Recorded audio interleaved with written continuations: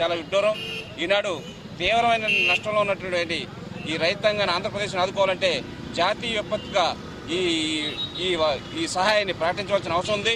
ఈవేళ రాష్ట్ర ప్రభుత్వం కేవలం ప్లేనరీ సమావేశాలు, వాళ్ళ మంత్రివర్గాల మార్పులు చూసుకుంటున్నారు తప్ప రైతాంగం దీనావస్థ స్థితిలో ఉంటే ఆదుకోవాలనే సంకల్పం లేకపోవడం చాలా బాధాకరమైన విషయం. అందుచేత ఈనాడు తెలుగుదేశం పార్టీ, కమ్యూనిస్టు పార్టీలు తమ ఉద్యమాన్ని రైతులకు అండగా ఉండాలి, రైతులను ఆదుకోవాలనే సంకల్పంతోనే ఈవేళ తప్పని పరిస్థితుల్లో మా ప్రతిపక్ష నాయకుడు నిరాహార దీక్ష చేయవలసిన పరిస్థితి ఏర్పడింది.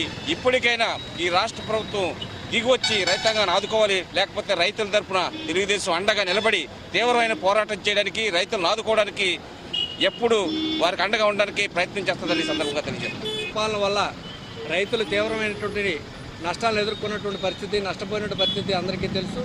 మరి రాష్ట్ర ప్రభుత్వం నిబంధనల పేరుతో కాలయాపన చేయకుండా వెంటనే స్పందించి నష్టపోయిన ప్రతి ఒక్క రైతుకు కూడా 10,000